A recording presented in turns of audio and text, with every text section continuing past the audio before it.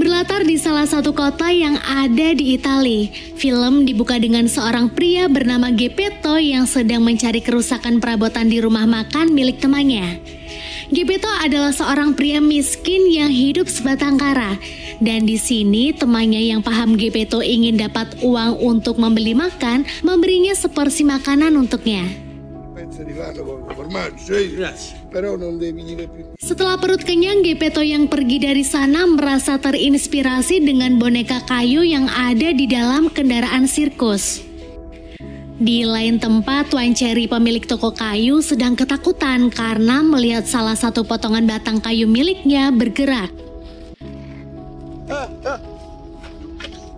Tak lama Geppetto datang ke sana dan berencana ingin membeli salah satu batang kayu. Dia mengatakan akan membuat boneka kayu yang terbagus di dunia sehingga bisa keliling dunia membuat pertunjukan sirkusnya sendiri. Nah, Geppetto juga menambahi, dia akan memberi nama boneka tersebut Pinocchio. Mendengar hal itu, Cherry yang paham Geppetto tak mempunyai uang, memberikan batang pohon yang bisa bergerak tadi kepada dia.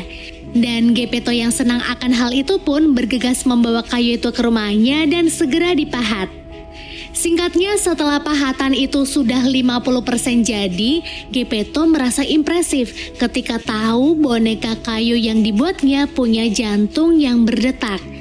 Dia kemudian sedikit menyelesaikan pahatannya di bagian wajah. Dan ketika selesai, Geppetto iseng berkata kepada Pinocchio agar memanggilnya Papa.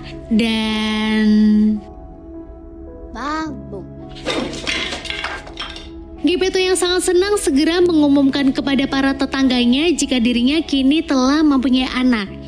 Kemudian dia segera membuat pakaian untuk Pinocchio dari spray buluk miliknya. Dan setelah selesai, Geppetto mulai mengajari Pinocchio berjalan. Nah, you can see lor, gak butuh waktu lama Pinocchio udah bisa jalan dong, bahkan lari pun bisa. Lalu Pinocchio yang keasikan lari dikejar seekor anjing. Boneka kayu yang panik itu pun segera masuk ke rumah dan mengunci pintu. Sementara ayahnya terlihat sedang berada di ladang mencari Pinocchio. Dan bocah yang dicari ini sekarang sedang marah-marah karena di rumahnya ada seekor jangkrik yang mengganggu dia. Setelah Pinocchio menimbuk jangkrik tersebut, dia kemudian tidur di depan penghangat ruangan dengan posisi kakinya didekatkan dengan api. Dan sudah pastilah kaki kayunya terbakar.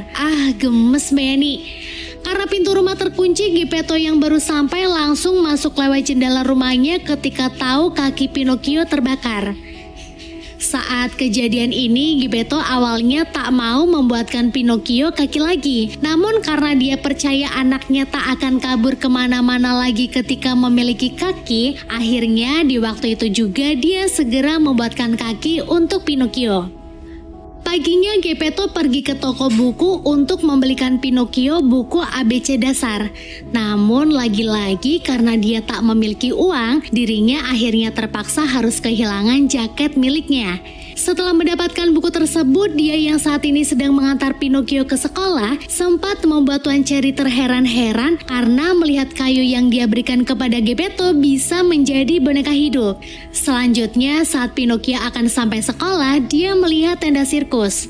Dia yang penasaran mengatakan jika dirinya ingin menyaksikan pertunjukan di dalamnya kepada sang ayah. Namun ayahnya menjawab, Pinocchio harus sekolah dulu, baru setelah pulang dia akan mengajaknya menonton sirkus bersama. Tapi Pinocchio yang belum lama berpamitan dengan ayahnya segera bolos dan pergi ke tempat sirkus. Namun karena Pinocchio tidak memiliki uang untuk beli tiket, petugas sirkus akhirnya melarang dia untuk masuk. Pinocchio lalu memiliki ide untuk menukarkan buku ABC-nya dengan uang di toko buku. Dan setelah itu berhasil, Pinocchio segera masuk ke tempat sirkus untuk melihat pertunjukan. Di dalam saat pertunjukan sedang berlangsung, Pinocchio dipanggil oleh boneka kayu di sana yang dikendalikan dengan benang. Dan belum lama saat Pinocchio naik ke atas panggung, owner acara ini yang bernama Mangia Fuoco datang. Dia yang tertarik dengan Pinocchio karena dapat bergerak tanpa menggunakan benang, segera membawanya pergi. Sementara Geppetto yang sedang menjemput anaknya di sekolah merasa panik karena mendapati Pinocchio tak ada. Geppetto yang bingung pergi ke toko buku lalu tanya apakah Ceccone melihat Pinocchio, dan penjual buku tersebut mengatakan jika anak Geppetto tadi pagi telah menukarkan buku dengan uang di sini, kemudian dia pergi ke tempat sirkus.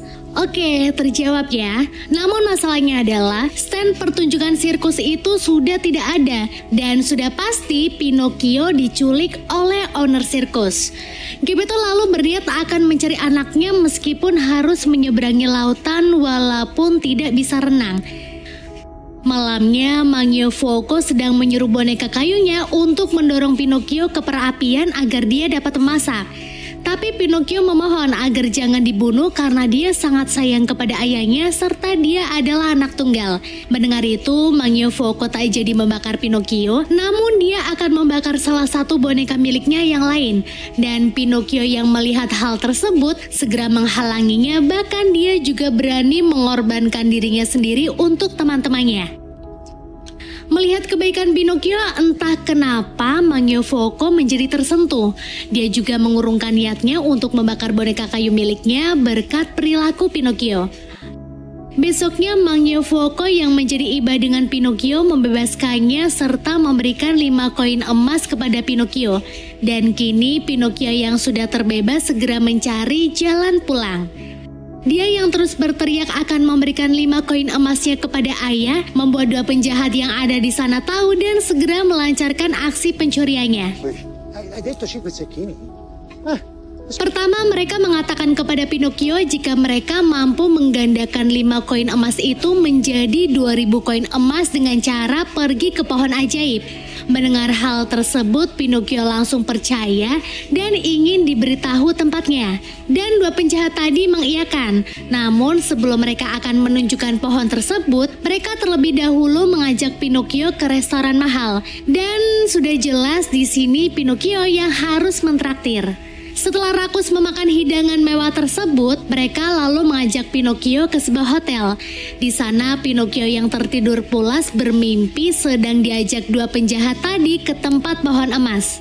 Pinocchio kelihatan sangat bahagia, namun di tengah mimpinya itu, dia terbangun karena mendengar suara pemilik hotel yang mengatakan jika Pinocchio sudah ditunggu 2 temannya di ujung hutan.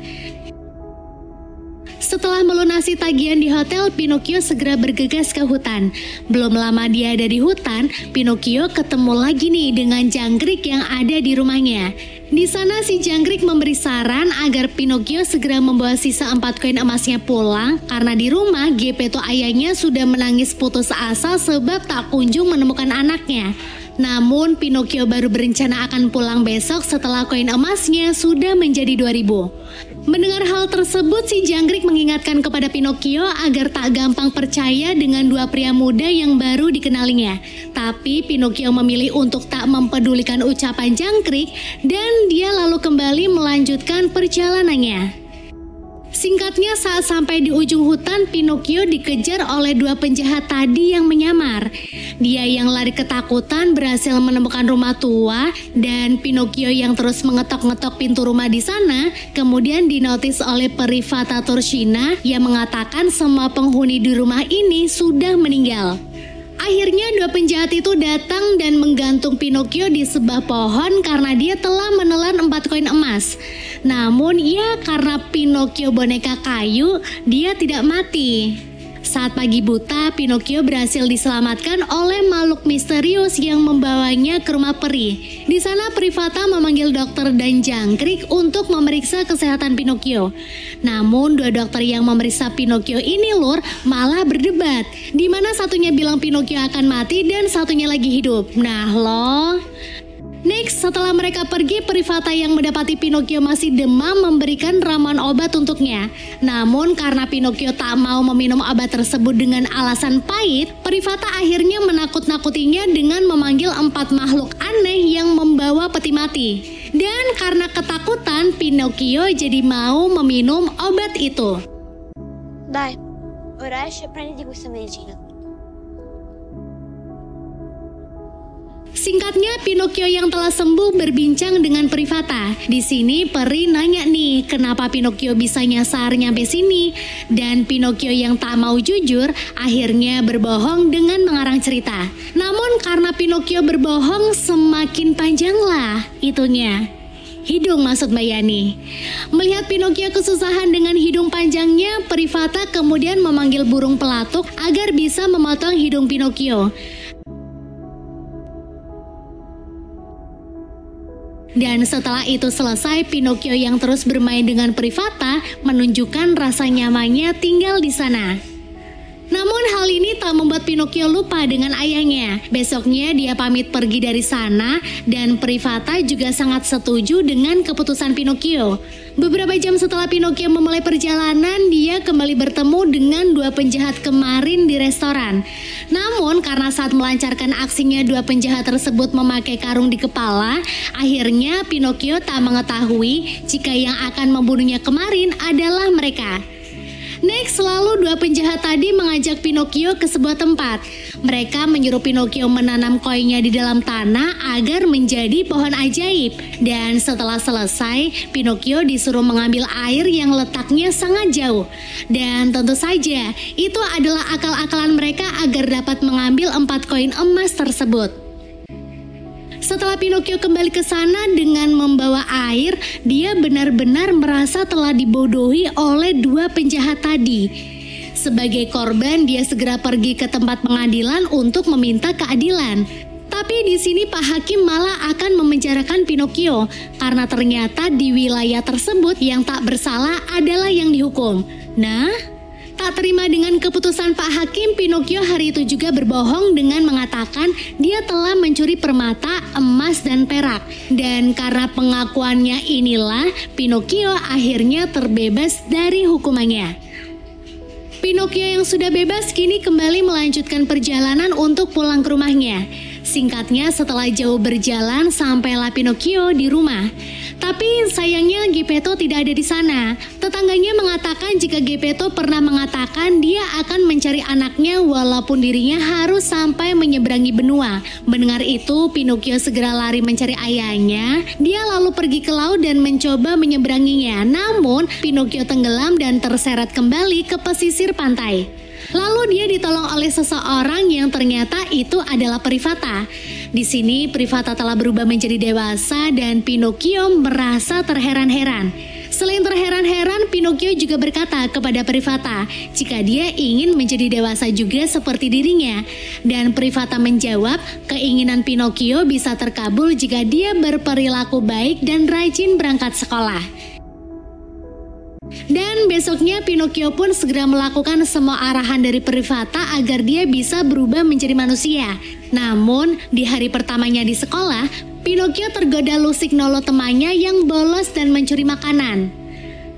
Malamnya Privata dan asistennya yang mengetahui Pinocchio masih bolos dan berbuat nakal tak membukakan rumah untuk Pinocchio. Esoknya Pinocchio yang masih menunggu di depan pintu dimaafkan oleh asisten Privata. Namun dengan kesepakatan jika dia melakukan hal yang sama lagi, maka peri dan asistennya tak akan pernah membukakan pintu untuknya.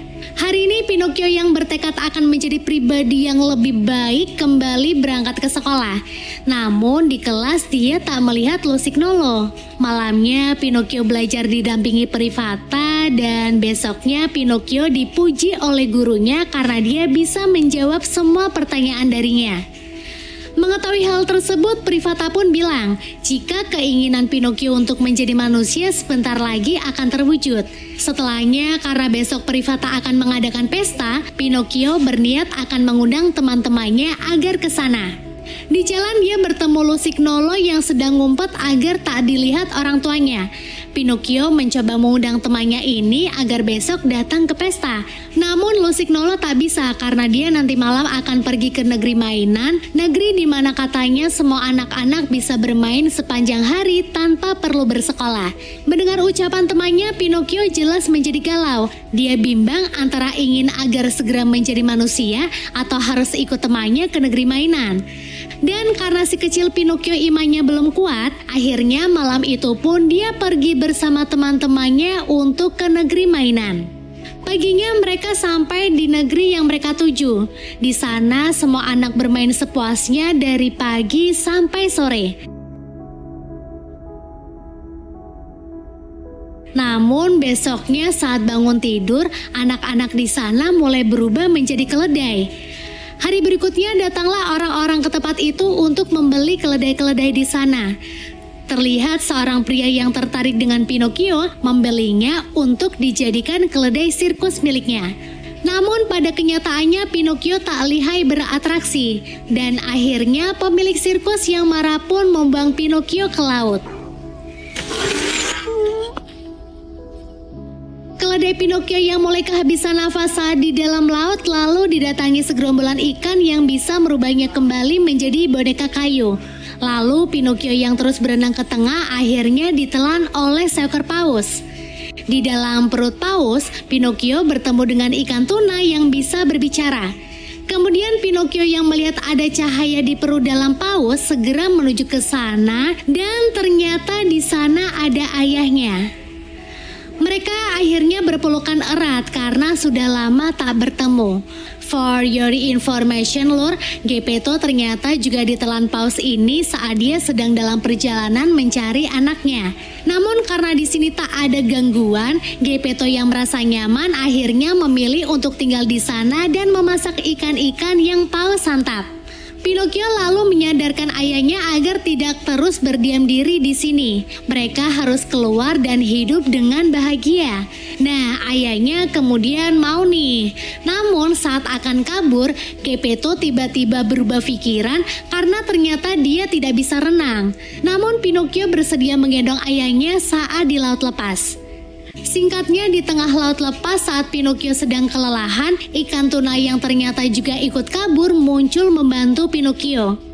Paginya sampailah mereka di pesisir pantai dengan selamat. Di sini ikan tuna berterima kasih kepada Pinocchio yang telah memotivasi dirinya untuk keluar dari perut paus. Setelah mengucapkan salam perpisahan kepada ikan tuna, Pinocchio yang sedang berjalan dengan ayahnya menemukan sebuah rumah dan mereka berencana akan tinggal di sana.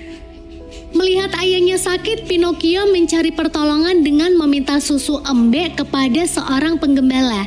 Namun orang dewasa itu baru akan memberikan susu dan upah kepada Pinocchio jika dia mau bekerja dahulu untuknya. Akhirnya demi ayahnya Pinocchio mau bekerja di sana. Setelah berhasil mendapatkan uang, dengan semangat Pinocchio pulang dan malamnya dia selalu belajar karena hatinya masih tetap ingin menjadi manusia.